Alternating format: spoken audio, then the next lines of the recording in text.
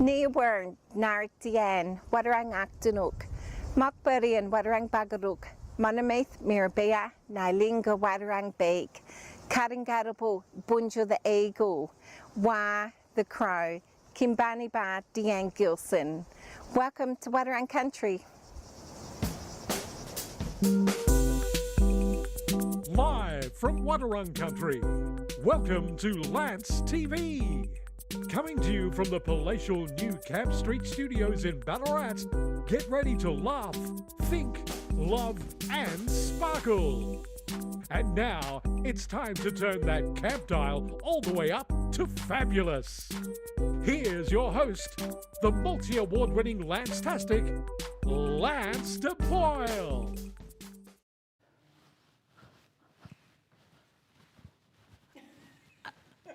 You know that song by Mama Cass, you got to make your own kind of music? That's what I'm doing, all in here. Welcome, you're watching Lance TV. I'm Lance DeBoyle, and we're coming to you live from Wadarang Country here in Ballarat, the resting place of Bunjil the Eagle. And please pull up your drink and fix yourself a nice couch, and let's get into it. Oh, look at you. Look at this. It's a giveaway. It is an absolute giveaway at times like this. No, if I lean in, we're good. No, everyone jumped to the cameras then because I was off to the side. No, we're good. Oh, now I've lost my place. Thanks, Cheryl. No. But yes, wherever I was, it's grouse to have you here watching the show tonight. As it's become part of what we do, I always have a bit of a thing to say at the top of the show. It's never really very funny. It's usually a bit of a reflection on what's happening around the world. We know that the UK over recent years have been love to find people to hate, predominantly trans women, and now there's a new Labor Party in where everybody kind of went, this is great. Oh no, not necessarily. They've now turned, as you would know, they've now turned their vision from trans people to people of colour, people of different races, people who are not English. And it's really quite sad. I mean, for those of you who regularly watch the show, you know at the end of the show we always say about be kind. Well, in the UK recently, over the last, couple of weeks now, Sophie? Been at least a couple of weeks. The parts of UK, particularly Southport, has been looking like this. And there we go. There'll always be in England anarchy and all those white men there with very similar haircuts and preferring to wear, oh, there's a lot of orange in that photo, isn't there? And a bit of a fire. So England has actually gone from this to this. Look at that. All of these people have come along going, we do not want fascism happening here, which makes me laugh because they're standing in front of the police, but still. So there are a lot of kind people in the world who are trying to do things. So if you're one of those people thinking to yourself, I am but only one person, I can't do anything, that second photo, if you can bring it up again, please, Soph, that's a whole lot of one people making change. So if you can get people together, that'd be great. Talking about getting people together, our guest this evening is coming in from Naarm, because you've already got the sense it's just you and me here tonight, and Cheryl and Soph. But our very special guest tonight is coming in from Naarm. They are one of the performers for the Festival of Australian Queer Theatre, and their name is Kerith Manderson-Galvin. How are you? Hello, good. I actually just got a bit teary then when you were saying about being kind. So I was preparing to have a big smile, but I feel quite moved by what you said. Oh, thank you. You are known around Australia as being a performing artist. What particular flavour of performing arts do you do? I hope that people know me as a performance maker who makes queer femme work by myself and does all sorts of different performance with other people, like theatre, performance art, live art, good, bad, chaotic, anarchic. Yeah. Amazing, amazing. I look forward to the interview with you a little bit later in the show. But first, we have a wonderful pre-recorded segment that is made each week with love and care by Dr. Sophie. Sophie went off to the Kank Wolverang Records store here in Ballarat. I've got a thumbs up because we actually got the closing credits wrong. But anyway, it's the Kank Wolverang Record store here in Ballarat, and they've been celebrating the Festival of Owls. See you right after this.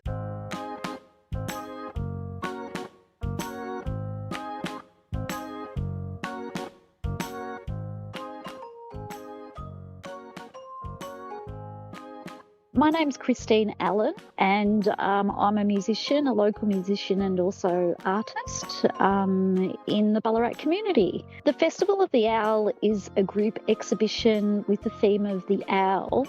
I was brought up in the country and I have a love of animals and wildlife. So I organised the Festival of the Owl basically because I wanted to put on an exhibition with the theme of owls. I'm a nature artist and I'm a wildlife artist and also a lover of art. And initially I wanted to actually put on a solo exhibition, but I can't take 2 years out of my life to create 18 different works of art. So I decided to put my vision into reality by actually inviting other artists to contribute to the show to create an exhibition about the owls. I wanted all of the different artists to actually come up with their own interpretation of how they wanted to express themselves with the theme of the owl. So the local artists I approached were Tashi Hill. She's a photographer, but she also expresses her art with bright, bold colours. So she has a few artworks inspired by the owl tea cosy. Linda Franklin, who runs the Studio 10 in the Bridge Mall, and she's put in some beautiful earthy artworks of owls using her own pigments that she makes from the earth, which is absolutely beautiful. And I invited Peter Sparkman, who's doing a AI exhibit on owls with the theme of the owl. So it's interesting to have some AI art involved in the exhibition. And I also asked Tira Stewart, and her art's beautiful. It has a theme of myth and fantasy, and it's beautiful and bright and lovely. Myself, and I do mostly wildlife art, nature art, because I'm a lover of nature. Kerry Nuzzum, and she's created a beautiful acrylic painting with an owl and a girl, inspired by Victorian imagery, which is quite detailed and gorgeous. Christine Crawshaw, and she's actually created a beautiful set of wings with linen and paper, with music paper that's been cut up into feathers, and the linen's been stained with coffee and tea, and they're beautiful.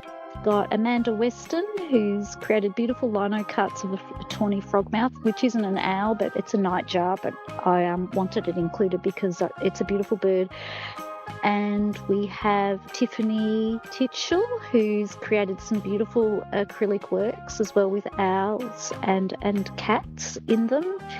Emma Grant, who's also a musician, she's created a beautiful bright artwork that's been owl inspired. Petra Rogers has created some beautiful owl artworks that are a pencil on wooden board, which are lovely. And we've got Xander Savage as well, created some digital artwork on with the owl as creation, with the creation theme, which is lovely.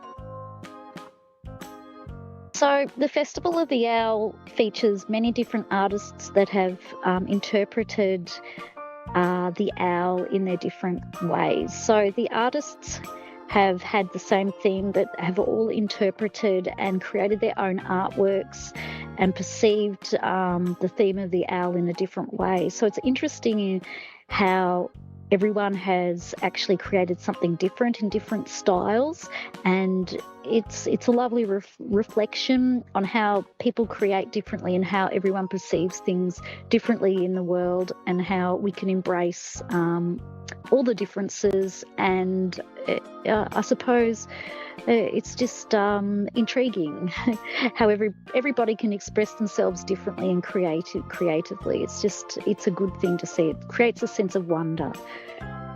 So the Festival of the Owl is at Kank Wolverang Records, which is 30 Main Road, Ballarat, the 3rd of August until the 31st of August. If you're interested in participating, email us at lance.artist.corner@gmail.com.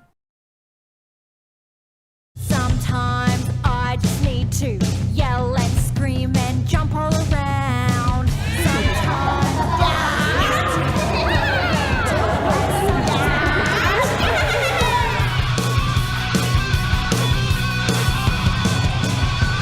there's an animal inside of me and it comes right out when I'm feeling scared and angry. There's an animal inside of me and it comes right out when I'm feeling lost and lonely. Oh, whoa, whoa. Oh, whoa, whoa. When I was your age, I would have been happy to be eating that much poo. Sometimes I don't wanna brush my wild hair. Sometimes I just need to swipe and roll around. Sometimes I just need to get my feet right off the ground.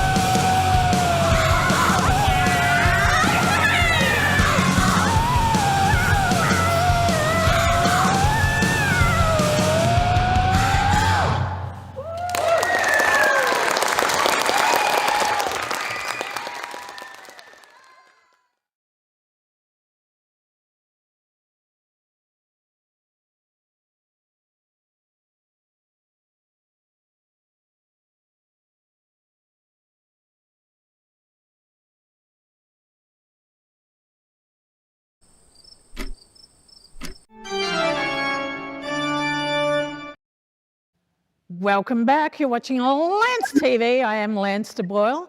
And of course, I'm here with the very lovely Kerith Manderson-Galvin. How did you go? Hello. Oh, I love what you've done with your face. Hair as well.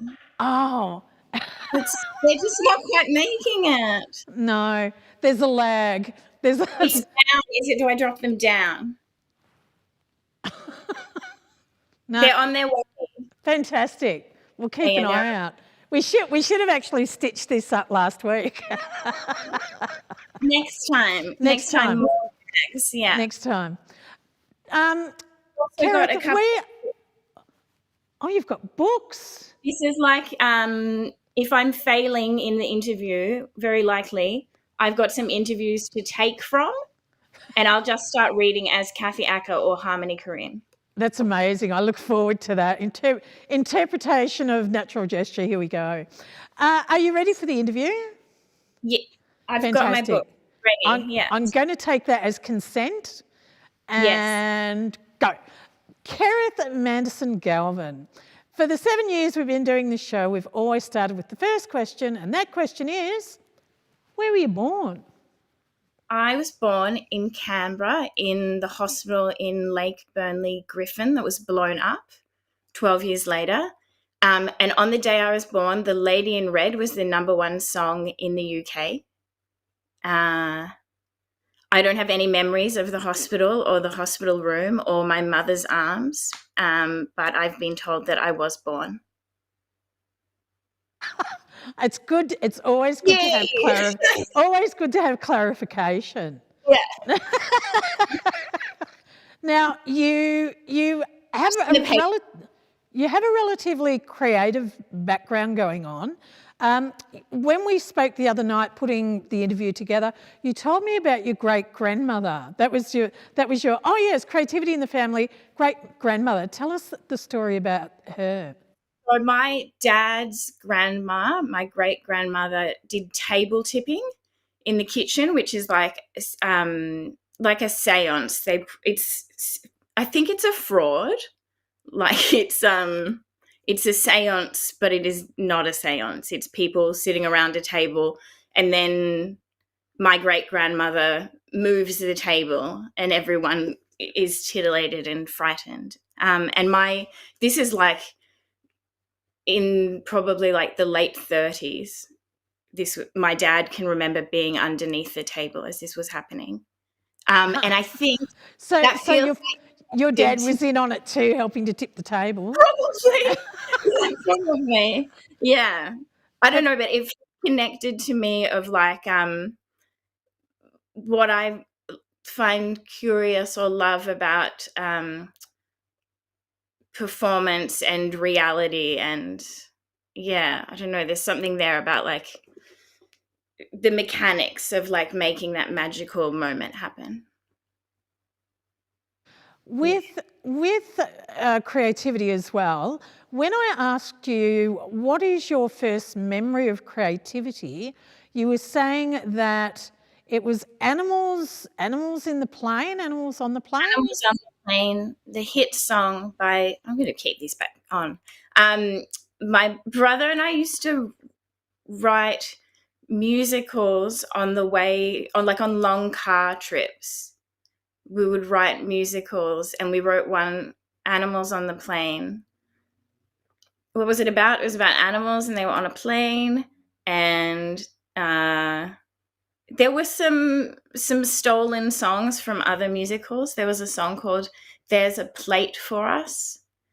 And I think maybe it was like a hippo got plane sick. It's funny because I can see the images that were in my head as a child of like the aisle on the plane and the hippo slouched against the toilet door, and like, you know, the flashing occupied light above the hippo's head. And that is what my brother and I were doing when we were little. We were talking about it the other day, that like some people tell stories about performing to their families or like performing to their friends, but my memories are of like writing the thing but not showing it to anyone. Amazing. You know what's really amazing too? I'm watching you and watching the ring light in your sunglasses rolling around the lenses. Oh, cool. Like a portal. Does it look like a portal? There's an extra element to what's happening tonight. You were also involved from a young age too in ballet. Oh yeah, like many good little children, I got sent off to ballet when I was 4, and I did it till I was like 16, and gossiped at the back of the class, and probably didn't try hard enough. But I think it probably has informed what I do now, because I spend a lot of time with my body and with movements, and maybe I wouldn't want to do that if I hadn't done ballet as a little child. And you've taken all that gossiping from the back of the line to putting it on paper and being now at the front and centre in a performative state. Yeah. Did you do ballet? No. I've definitely was. Our floor manager is rolling around on the floor in fits of laughter to that question. Thank you for asking that. Your brother Toby and yourself were also shipped off to a school holiday program where it was a theatre school holiday program of some sort. Do you want to tell us about that? I feel like it was probably like 2 weeks, and we went there, you know, for school hours. It was like, school holiday musical.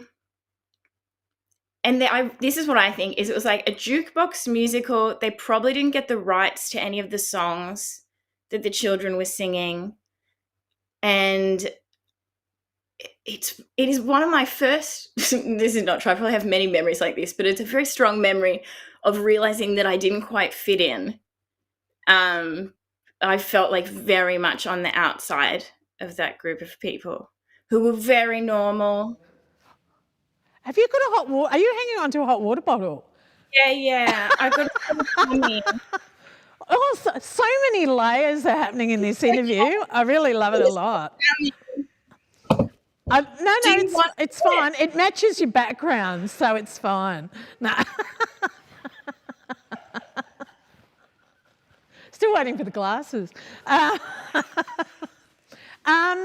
We need to go for a short break, but when we come back, we will have some more of the very wonderful Kerith Manderson-Galvin right after this.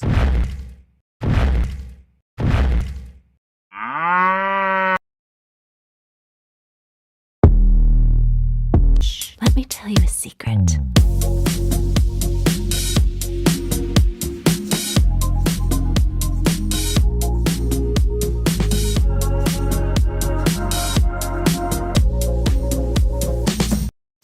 We're on Facebook. Facebook. Hello, everyone on Facebook. Marty Monster's in the thread saying about the Festival of the Owl.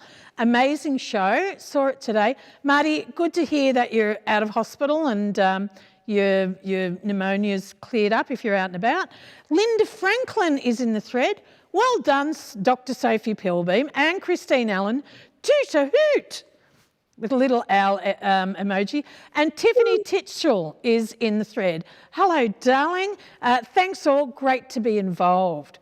That's amazing. How's Caleb going? I saw Caleb in the thread. Grace Lee, loving this interview. I need a hot water bottle. There you go. You've got a hot water bottle fan. If you've got any questions or any comments for Kerith as we move through the interview and you're watching us on Facebook and you would like to leave a comment, find us on Lance TV Ballarat on the Facebook page. That's where it's all coming from. And you can leave us a comment or a question for Kerith, and as we're moving through, I will happily ask that for you. Yeah. Are you all right with that, Kerith? Yeah. I loved the owl. Toot hoot! You should meet Linda Franklin. You and Linda Franklin would get along so well. I would love to. I loved all of that. Actually, when you're up, and if you've got some time, maybe we'll go down to Linda's gallery and we'll have a cup of tea with Linda maybe. Yes, that sounds really nice. Yeah, she's from New Zealand and she's one of the most creative people I think I know. That's a very nice thing of you to say of her.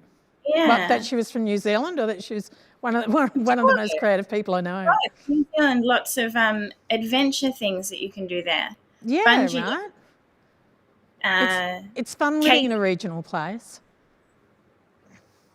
I'm on my way. Do you not have a big wind there?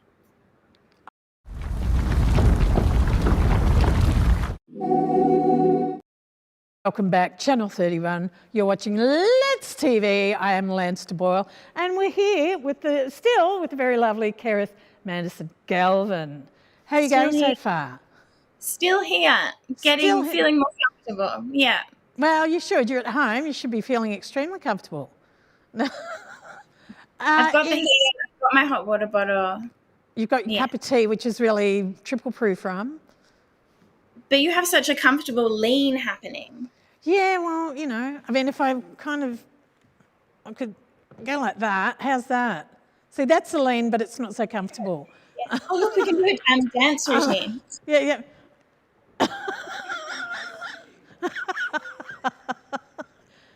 So in 2018, was it, or 2008? 2008, you constructed a show, I think, was it with your brother, for Adelaide Fringe?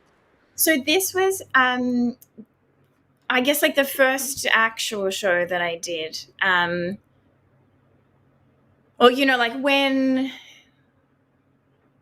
it was clear that this is what I was going to be doing. My first show that I did, sorry, I'm taking so long to get here, was my brother wrote a show called The Inferno, and we went to Adelaide Fringe, and it was 2008, and it was immensely DIY, and you know, I won't tell you anything about it because it was in 2008 and it was the first show and we shouldn't know about it. But I...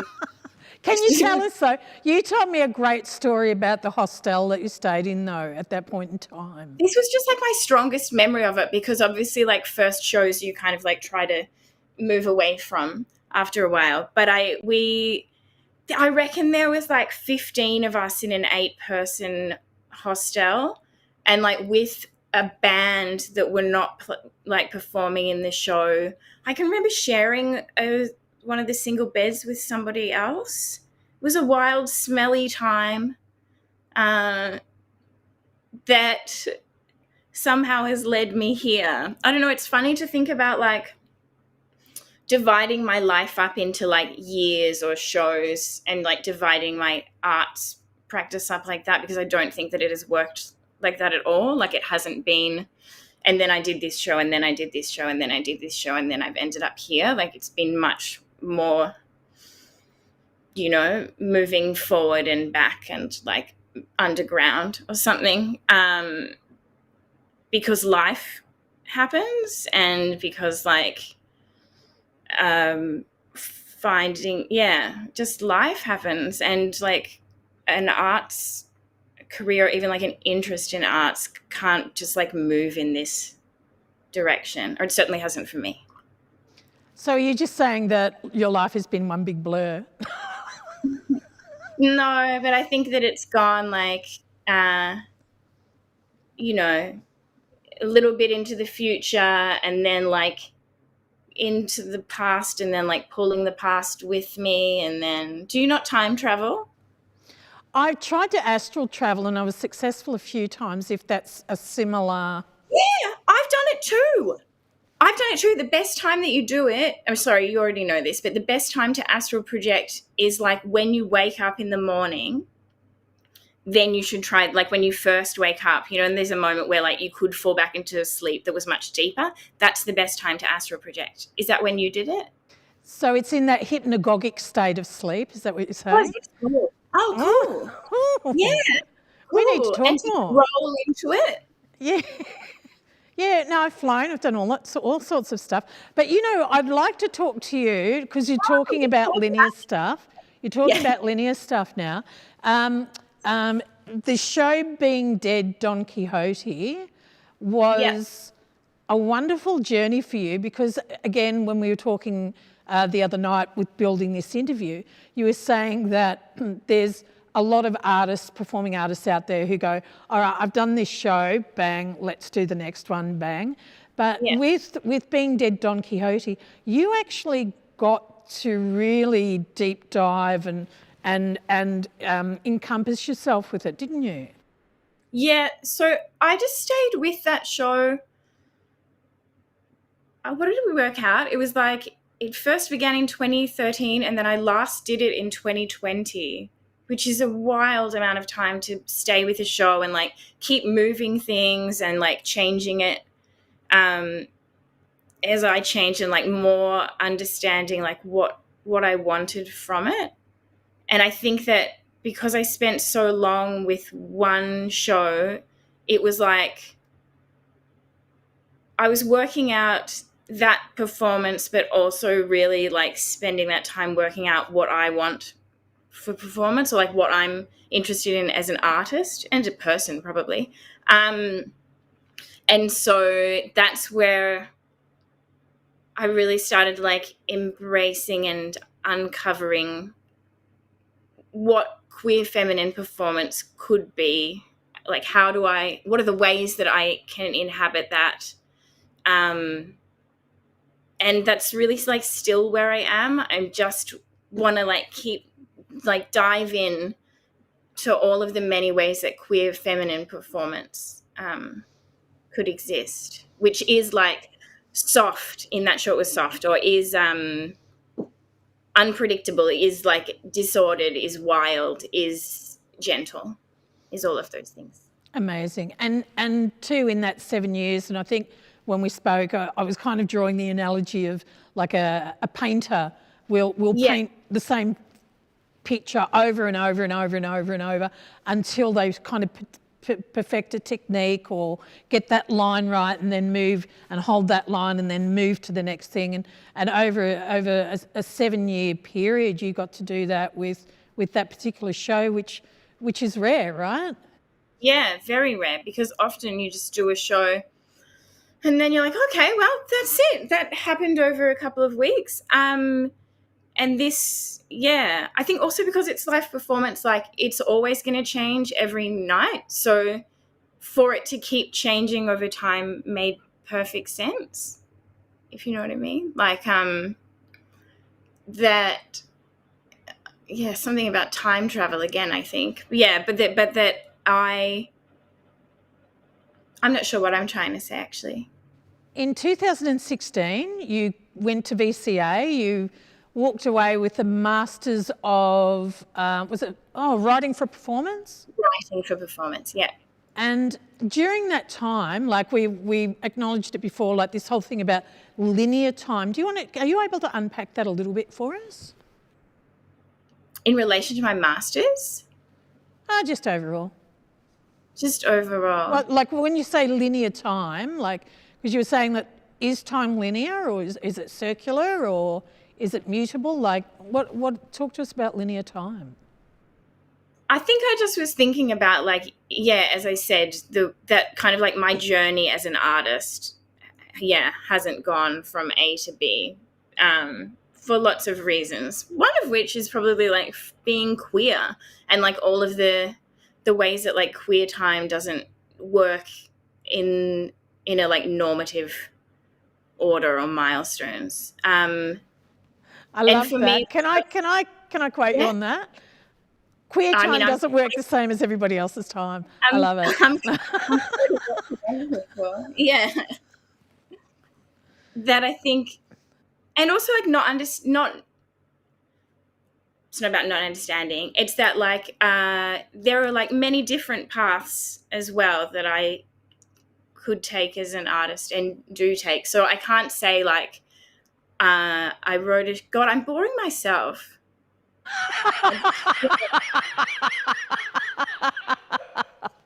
On that note, let's go for an ad break, and when we come back, we will have some more of the very wonderful Kerith Manderson-Galvin right after this.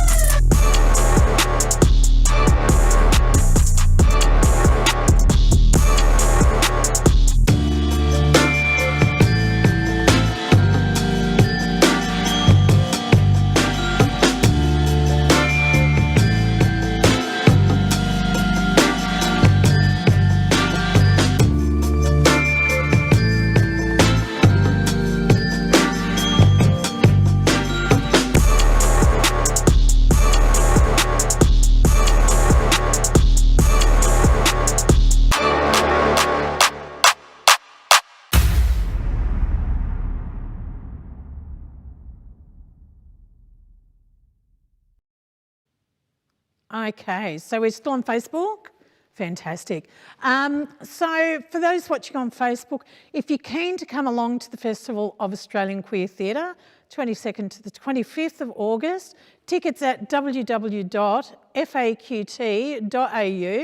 You can see all the bits and pieces, all the pieces and bits. You can listen, see, smell and taste queer performance here in Ballarat. How's that? Yeah, I like that a lot. Fantastic. Use all the senses. Yes. Because we're on queer time. Because it's happening and we're bodies in a room together. Like, Yeah, right? you know, or with your arm almost touching somebody next to you, and you can like smell like the rain that landed on their jacket. Or feel that kinetic energy, like when your arms are a little bit too close and you kind of feel that. Yes, like you're on a date at the movies. Yeah, I love that. or something like that. Just before something happens. That's interesting. That's like one of my favorite things, and something that I think is happening in my show is like, that moment just before something might happen. Ooh. Oh, the moment. Liftoff. We have a liftoff. Back, Channel 31, you are watching Let's TV. I am Lance de Boyle, and that person over there is Kerith Manderson-Galvin. So far, so good? It's so hard not to be able to like see you properly. But hello. That's what happens when you have triple proof rum in your teacup. We've been through a bit of a journey with you. We've arrived now at your performance that you are bringing to the Festival of Australian Queer Theatre here in Ballarat on 22nd to the 25th of August. You are presenting a work called Perpetual Horror. Interesting title. What sort of themes are you looking at? So Perpetual Horror is a journey through queer femme body horror. I think that's what it is. And it is like taking from ideas around horror, non-binary identity, femme identity, and then that's like a starting point that like expands into a lot of thoughts about the way that like horror can misplace you, maybe is the word that I want to say.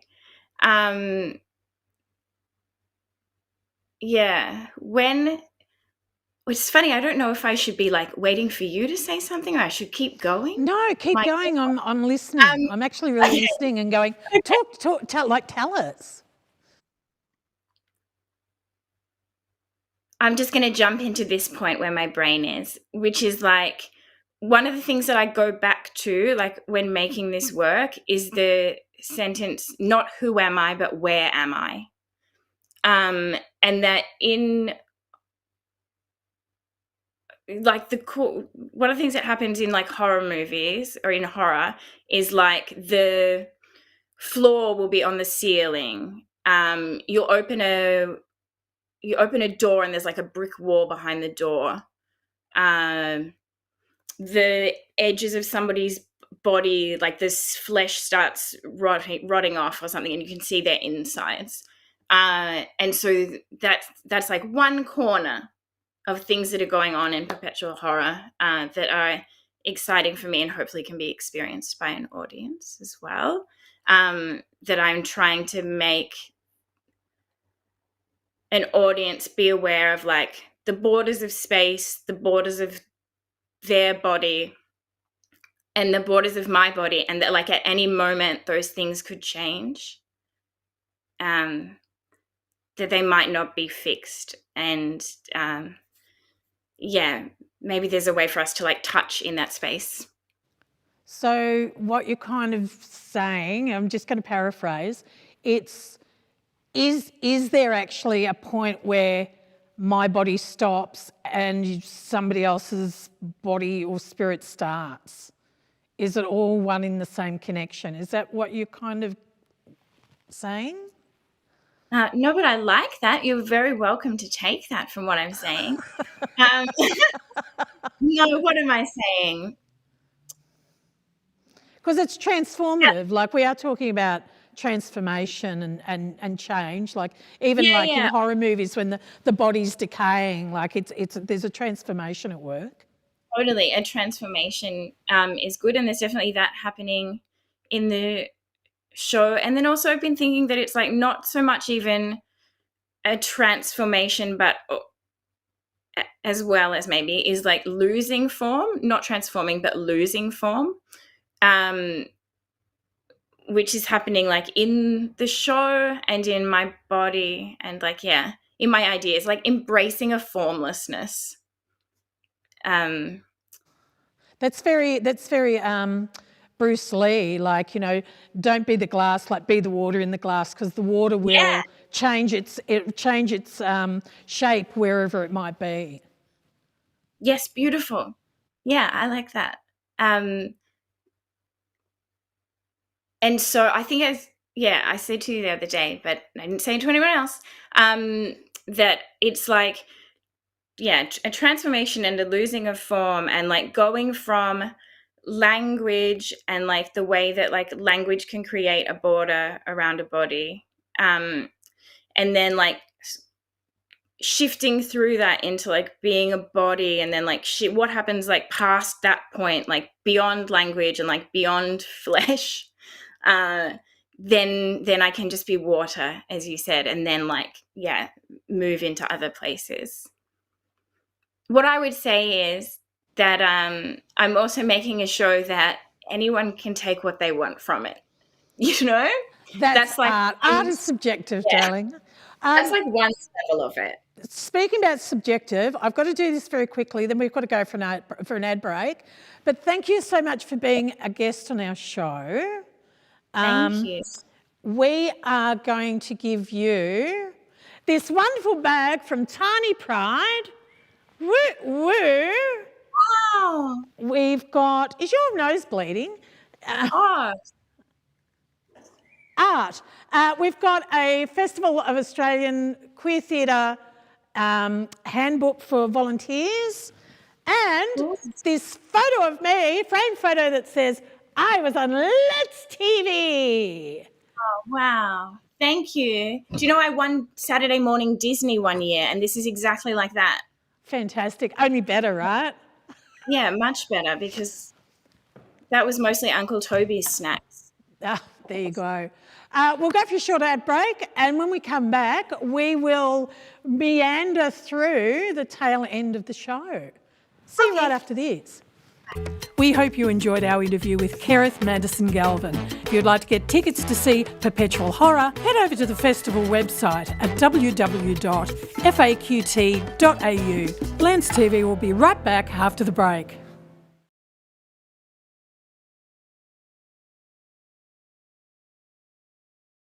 Sometimes I just need to yell and scream and jump all around. Sometimes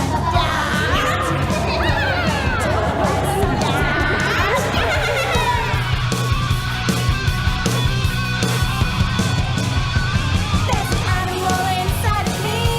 Come find out when I'm feeling scared.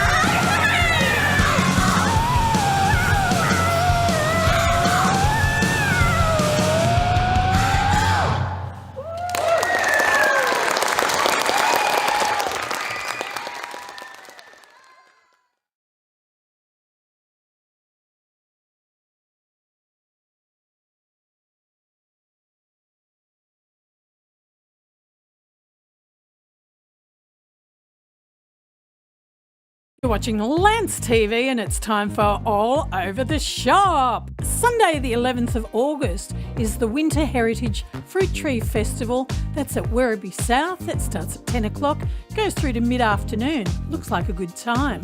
The 16th of August brings us the Bendigo Writers Festival 2024. That'll be at the Capitol Theatre in Bendigo. That starts at 9 o'clock on the 16th. The 17th of August brings us the BMCB Cabaret 2024. That'll be at the Ivory Pavilion at Buninyong Golf Club. Looks exciting. The 22nd of August is a body of work by Frankie Van Can. That's part of the Festival of Australian Queer Theatre. That's at the Mechanics Institute. On the 24th of August, The Art of Urgency, Maura Finucane. It's a masterclass, again as part of the Festival of Australian Queer Theatre. Perpetual Horror by our very own Kerith Manderson-Galvin. That's at 36 Camp Street on the 24th of August. That's here actually in the Lance TV studios. The 30th of August, of course, is Wear It Purple Day. It's a community event. In this instance, it's happening in Shepparton at Go TAFE. Keep your eyes peeled. The 5th of September, Magic by Moonlight. That's at the George Pentland Botanical Gardens. It starts at 5:30 and that looks very interesting. Queer Borrowed Books. The Queer Book Library is open. It's courtesy of Thorn Harbour Country and that's the 12th of September, Monday from 10 o'clock. 15th of September brings us Popcorn 2024, Ballarat's Pop Culture Convention. That's at Barclay Street in Ballarat East and that starts at 10. Talking about 10, on the 10th of October is the Oz Kink Fest. That's happening in varied venues across Melbourne. That starts at, the 15th of November is the 162nd Grand Annual Kite and Show at the Kite and Showgrounds. Starts at 5:30. The 31st of May 2025, the Emerald Ball, and that is GV Pride celebrating 20 years of GV Pride. And now back to the studio. And welcome back. So, yeah, that's what's happening around regional Victoria. Are you impressed? I am impressed. Stuff happens. It's funny how stuff happens outside the city. Can't wait for Oz Kink Fest. Yeah, I noticed I was just saying on the floor here, it was a very heteronormative image though. Yeah, the festival is much more than that. Yeah, absolutely. I mean, it gave a bit of a hint, but yeah, I like it. Hey, we're kind of in the last throes of the show. Okay. I've got two main questions for you. One is to do with our artistic director, Dr. Robert Reid, who was on the show the other week. They reached out to you and went, "Hi, how you going? Do you want to come up to Ballarat and do some stuff?" And you went, "Sure." How did you two actually meet? So I'm pretty sure that this is how Rob and I met, which is that my brother, Toby Manderson-Galvin, who lingers like a ghost in all of my stories because we're good pals. And Toby was booked to read at an event that I think was at the Wheeler Centre, but Toby couldn't do it. And so I went in his place, which is really cheeky. Like I went and read as Toby, and that's how Rob and I met. But Rob liked me for doing that, I guess.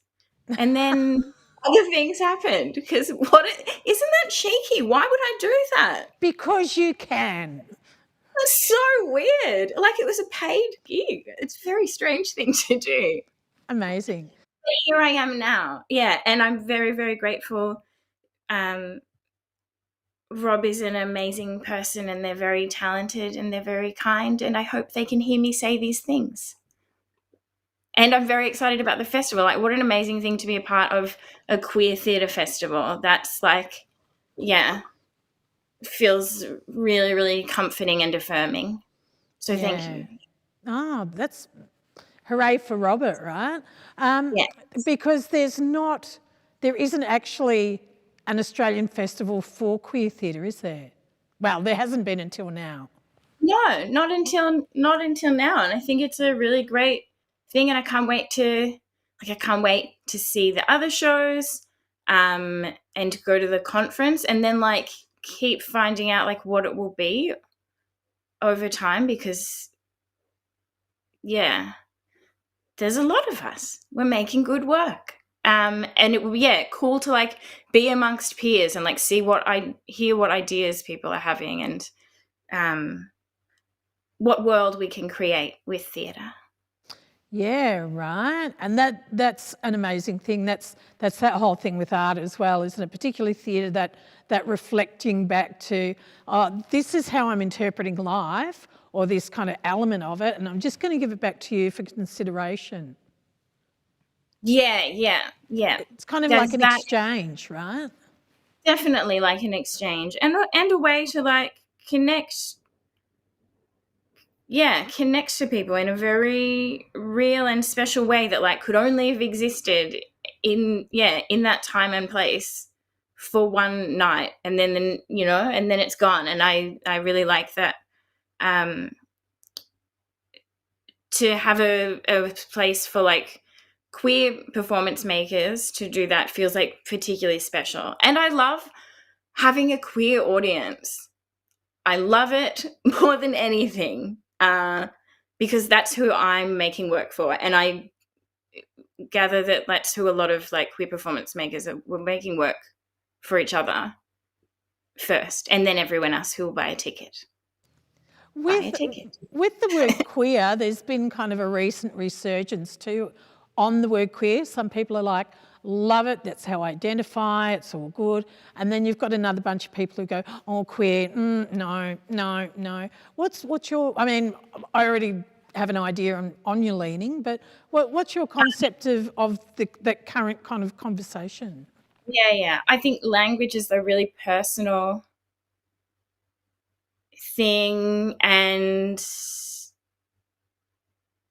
language can like take on lots of new meanings, sometimes for good, and then like for your own personal reasons it's okay to not identify as queer. For me, queer is about, you said I could swear, queer is about who I fuck, and it is about how I have relationships, and it is about my gender, and it is about my like desires for the world, my and all of the different ways that I could have relationships, and the way that I like approach art, and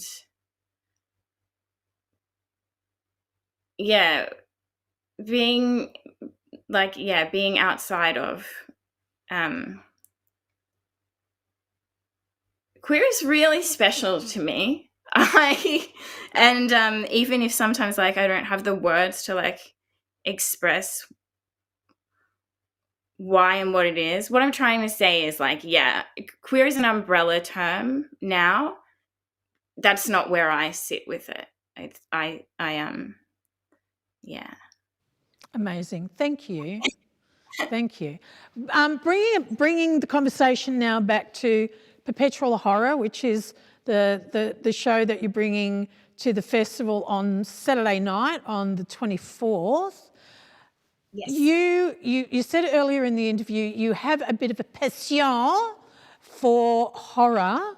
Tell us, like, let's go back. What was the first horror film that you looked at and went, that's my jam? Cool. I'm so glad that you've asked this.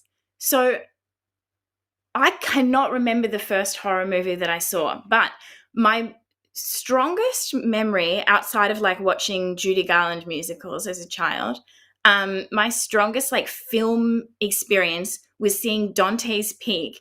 Not a great film, not a horror film, but there is a scene in Dante's Peak where there's like an acid lake, and the grandmother maybe has to put her hand in the molten lava has like, or whatever. I think the water's boiling because of the volcano, Dante's Peak.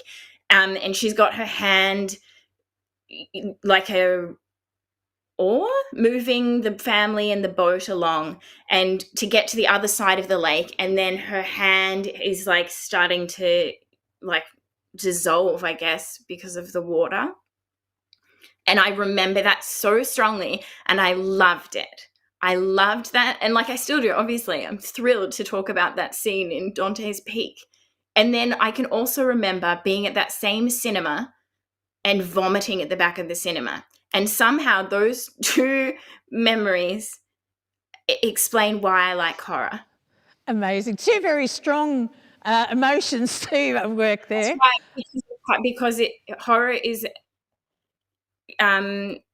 makes you feel things in your body, and not necessarily like in an emotional way. You feel things because like your stomach turns over, or you're on the edge of your seat, or like you feel a chill, you feel disgusted by it, or like floored by it. It's a real bodily sensation that I think is unique that horror has, and that's why I love it. I think it's a really cool trick. What horror movies do you like? What horror movies do I like? Yes. Nosferatu is the one that really comes to mind straight away with Max Schneck. Yes. Because there was no spoken word, right? And it was kind of like just the music and all of that. And I think things like 1984, I mean, there is a horror with that. I think. I think the difference between your flavour of horror and my flavour of horror, because you're really quite moved by the physicality or the body, the horror of body. I'm actually quite a little bit interested in the horror of the mind.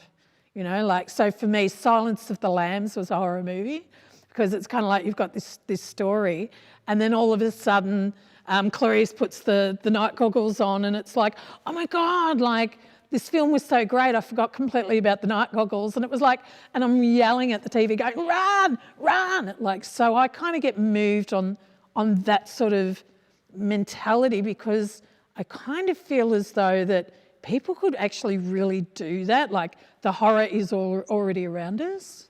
Oh yeah. Do you know, I can be a scaredy cat about things when it feels too real. Like, I don't necessarily want to watch a movie about a home invasion, or, you know, like that feels like that could happen and I live alone. But yeah, I think I like when they have a fantastic layer to it. What movie would you recommend that I watch? I would say Nosferatu. Go back to the real sort of the classic beginning of stuff.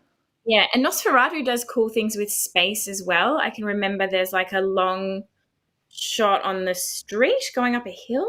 Yeah, maybe up to the house. And then is there like a staircase as well?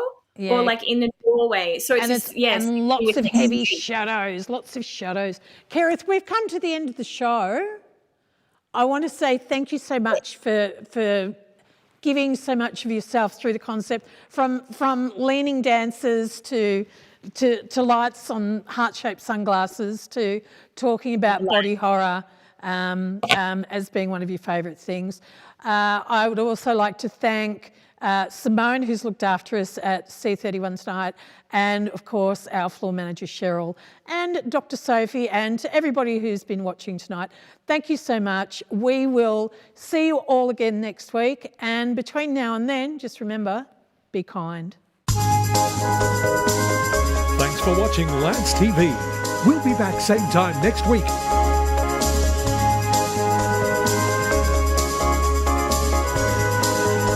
Lance TV is made possible through funding from the Community Broadcasting Foundation. I'm voiceover guy Randall Smith. See you next time.